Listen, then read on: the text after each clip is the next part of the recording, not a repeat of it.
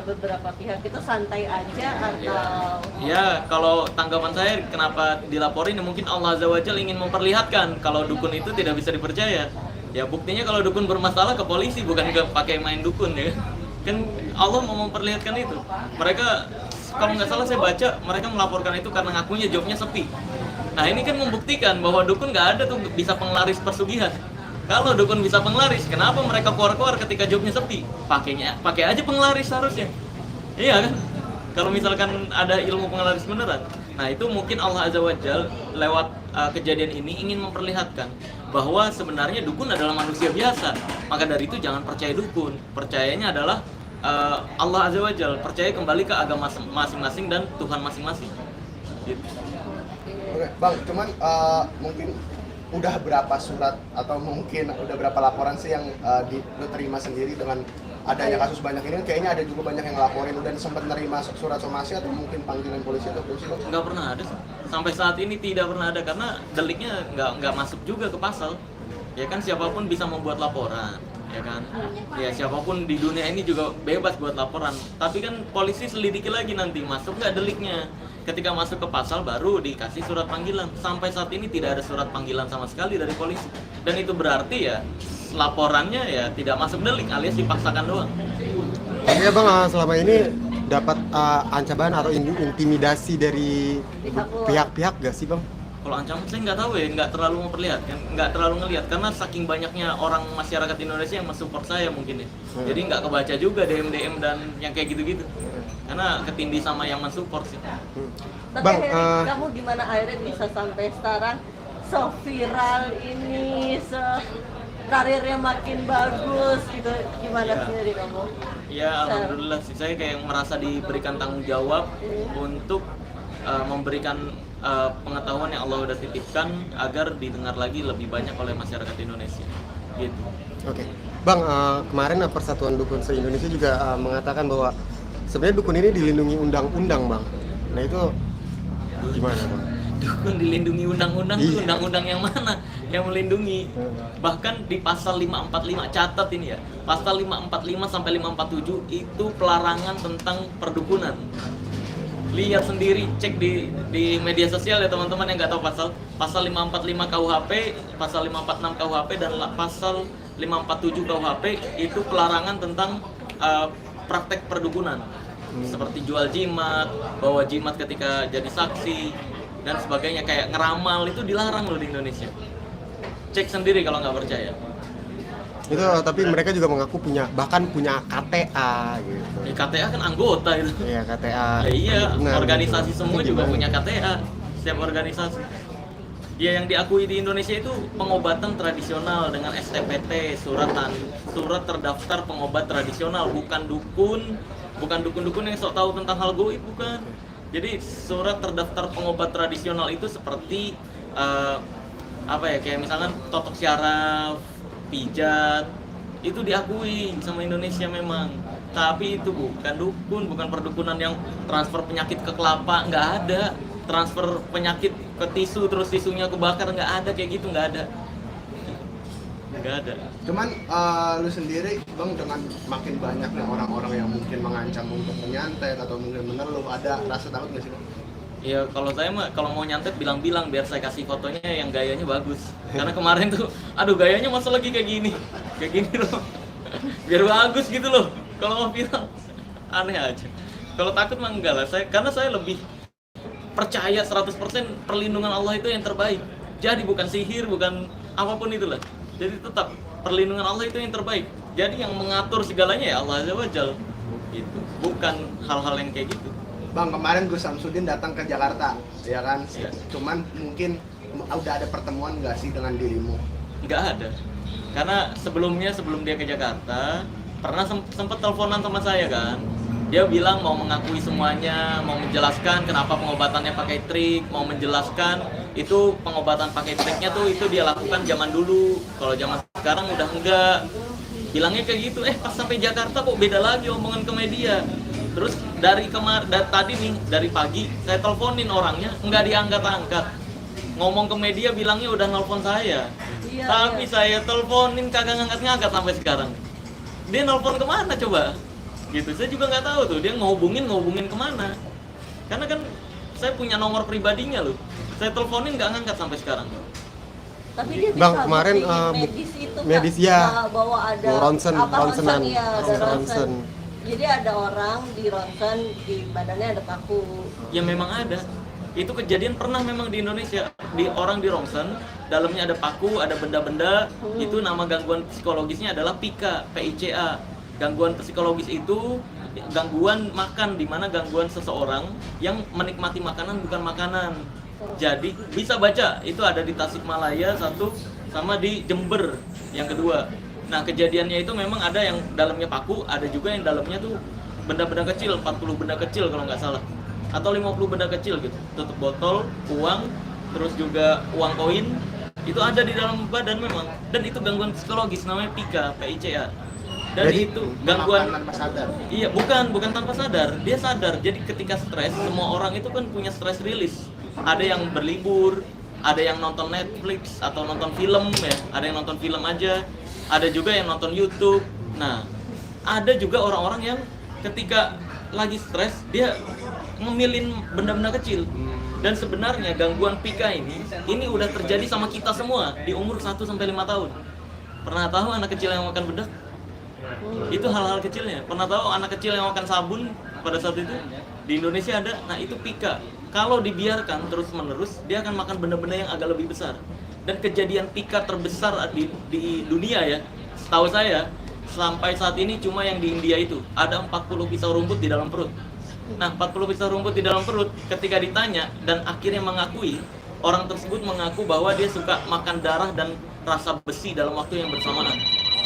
Gitu. Berarti bukan santet Bukan. ya. Berarti bukan bukti ya, Bukan. yang ditunjukkan itu kan sebagai bukti. Iya, cari aja di Google tuh banyak. Ada juga yang kejadian anak kecil pernah paku di sini nih, paku di dalam kaki.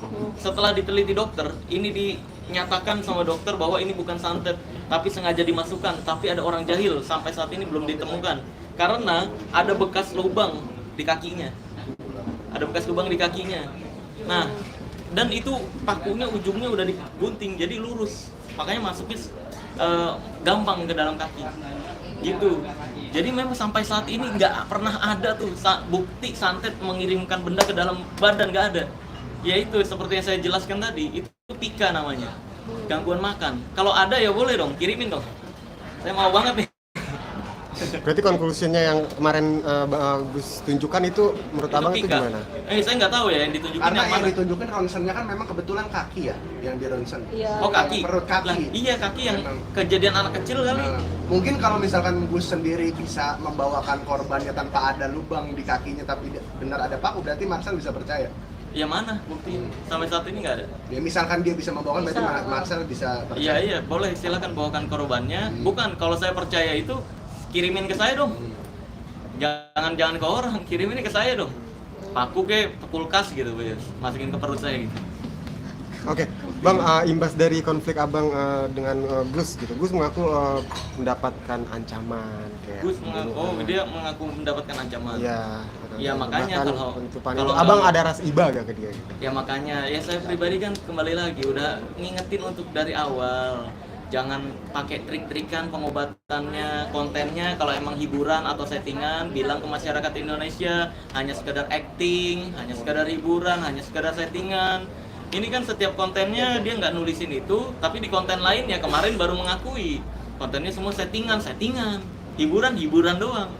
Ya seharusnya ketika dia membuat konten semua videonya tulisin hanya sekedar acting, hiburan, settingan gitu dong.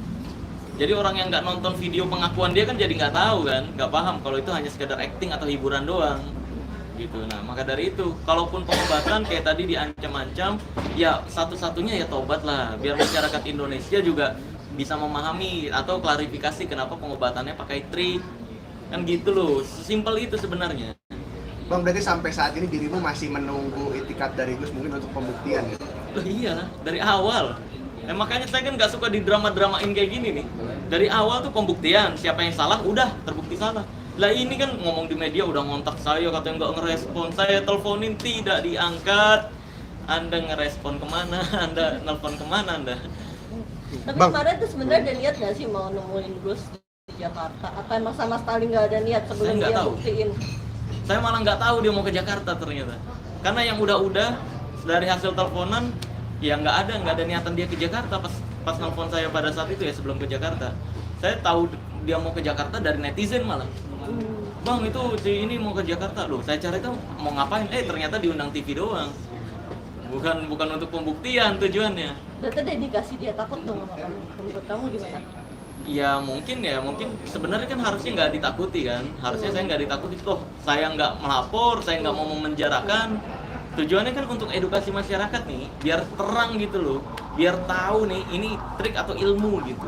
Nah, soal itu Bang, kemarin Gus juga bilang bahwa sebenarnya ia pun ingin juga membongkar dan melawan dukun-dukun santet, dukun cabul dan dukun yang menggandakan uang yang merugikan masyarakat gitu Bang. Kenapa nggak collab saja gitu Bang? Ada rencana gitu maksudnya. Kalau misalkan tabayun, Bang, dia ngajarin tabayun juga, Abang terbuka Nah kalau itu, tabayun. ya untuk tabayun terbuka, sangat terbuka. Cuma masalahnya dia nggak mau mengakui di depan media gini. Kalau pengobatannya cuma trik, iya kan? Berani mengakuinya lewat telepon pribadi ke saya. Nah, kalau misalkan, waduh mati tuh. Waduh. Apakah gangguan goib? Lanjut.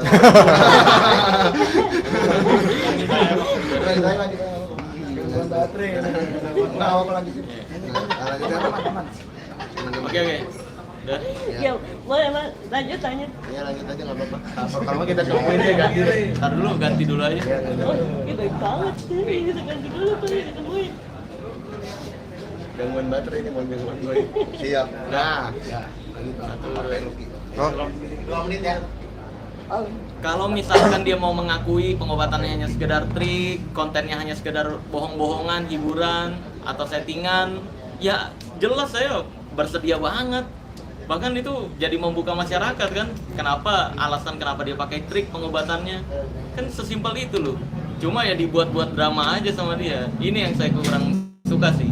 Dan dia bilang ya di konten saya kan juga tarung sakti sama dukun, nyamperin dukun. Loh itu kan orang-orang Anda sendiri yang dibayar untuk pura-pura jadi dukun. Saya punya loh bukti-buktinya siapa yang dibayarnya berapa. oh. Ada ya kayak di channel saya itu kan saya udah kasih lihat. Bahkan saya tahu siapa pemerannya. Yang ada yang pura-pura jadi pasien juga di channelnya dia. Saya tahu, pernah saya tanya pemerannya dibayar berapa sama Mas Udin untuk pura-pura jadi pasien. kira-kira akan ditunjukkan Dia ke ngomong publik apa? ya? Saya tuh apa? Pas Nggak dibalas, langsung ngeblokir saya. Yang Oh, berperan pas itu. ditanya, Pas ditanya langsung ngeblokir si orangnya. Ada wanita yang dia tuh berperannya jadi yang mukanya rusak, ada lah pokoknya. Dan sempat ditanyain media juga, itu benar kejadiannya. Si Mas Udin mengaku itu benar. Makanya pada saat itu saya mau laporin, ini konten hoax. Bilang ke orang-orang benar nyatanya nih fake alias hoax gitu. Tapi kata polisi harus korban yang melaporkan. Jadi ya udah, yang bisa saya lakukan adalah edukasi.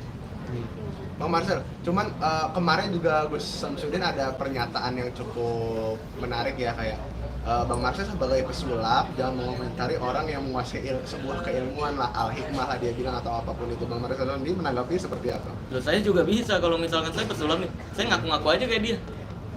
Ya kan? Saya Agus Udin. Ayo, saya Agus Udin. Ya, saya ini punya ilmu asli. Saya tinggal main sulap. Ya, nih. Saya itu Agus Udin, ya, saya punya ilmu asli. Ini bukan sulap, bukan trik ya.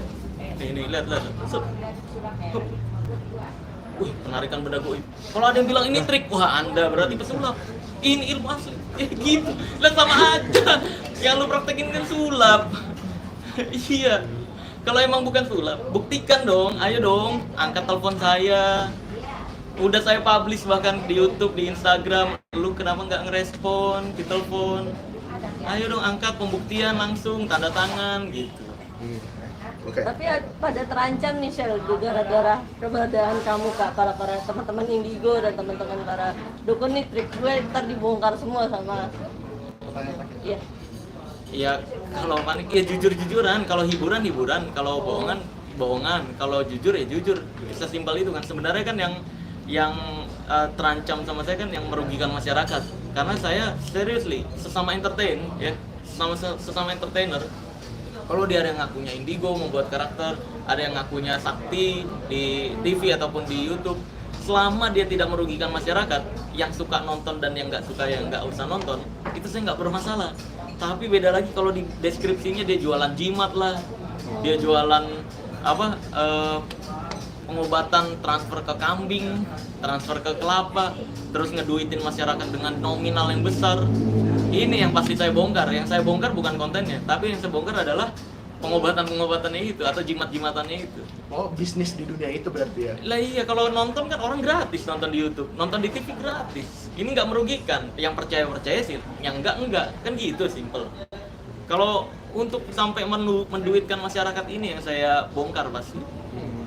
Boleh. Jadi kemarin Oke, jadi Bang. ya, Cuman terakhir Bang Marcel, ini kan cuma kan statementmu sempat bikin heboh juga ya yang tentang para praktisi atau mungkin paranormal atau dukun itu memang ya kalau nggak cabul tukang tipu. Cuman ini bukan dukun penyembuhan ya, Bang Marcel kan pernah bilang.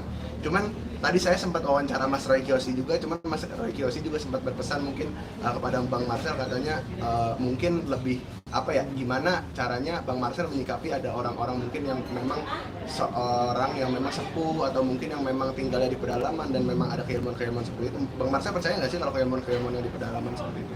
Saya percaya sihir itu masih ada, tapi yang jelas-jelas orang-orang nampakin nih kebal, nih gue jual jimat kebal, nih gue transfer penyakit ke kelapa dibikinin konten. Ya nggak ada. Kalau dibikinin konten kayak mental-mentalan, nggak ada. Kalau sihir itu masih ada, Mas Marcel percaya? Sihir ada, tapi tenang, nggak perlu ditakuti. Karena walaupun sihir itu ada, tapi perlindungan Allah Azza wa Jalla lebih besar.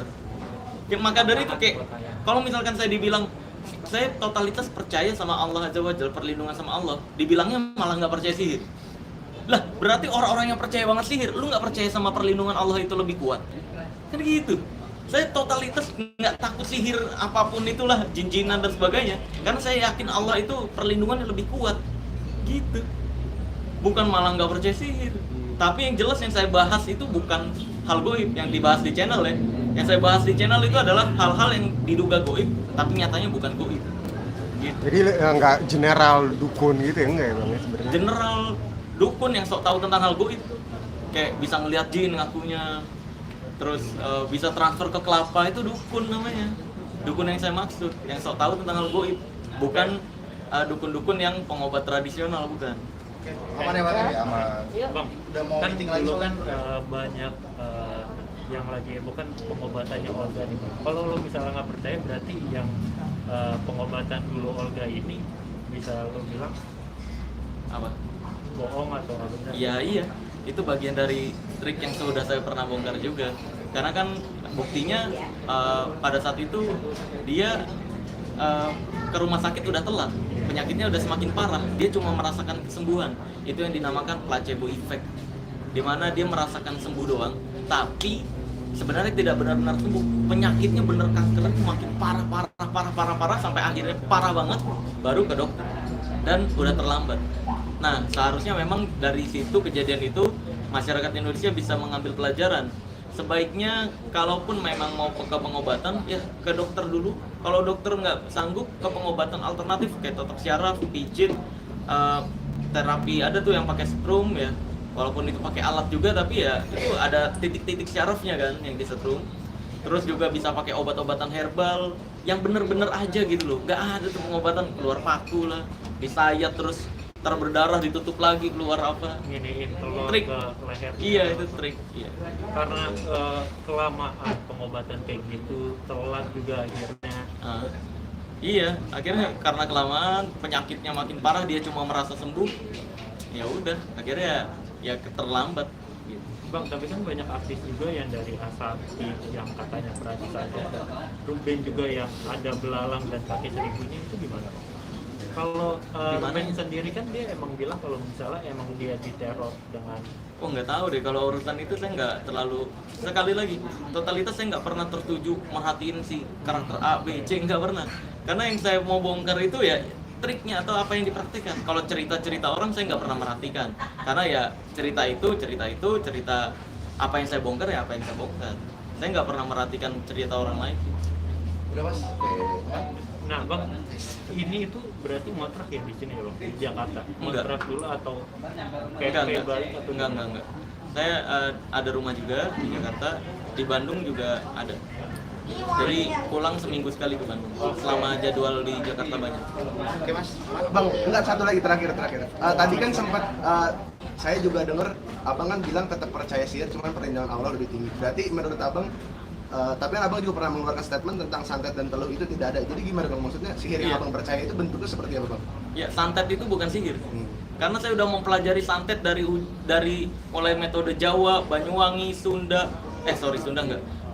Jawa, Banyuwangi, Aceh, dan Bali, banyak lagi metode santet lainnya. Tidak ada metode goib sama sekali santet. Maka dari itu saya membedakan antara santet dan sihir. Kalau teluh itu santet yang metode ancaman, cuma menggunakan binatang-binatang. Sedangkan santet yang umumnya adalah menggunakan kayak tanah kuburan ditaruhin, itu ancaman doang dan hanya berfungsi ke mereka-mereka yang percaya. Sedangkan racun, santet racun juga ya racun aja, pakai racun beneran, cuma nggak sulit terdeteksi medis racunnya, saya nggak bisa menyebutkan. Sedangkan sihir ya semua agama mewajibkan untuk percaya sihir itu ada. Maka dari itu kita cukup percaya aja sihir itu ada. Makanya kenapa sihir ada? Agar kamu semua berlindung sama Allah Azza wa Jalla. Bukan untuk berarti lu diancam sihir langsung takut, enggak lah. Kalau diancam santet takut, enggak lah. Perlindungan Allah itu lebih besar gitu. Jadi ketika lu percaya kayak gue nih, percaya lebih besar ke perlindungan Allah, bukan berarti lu nggak percaya sihir. Gue bisa balikin lagi kayak tadi. Kalau lu percaya banget sihir dan takut banget sama sihir, berarti lu nggak percaya dong sama perlindungan Allah. Gitu. Oke bang, aman ya? Oke. Terima kasih. Bang Marcel, thank you. Iya, sama-sama. Bang Marcel, thank you.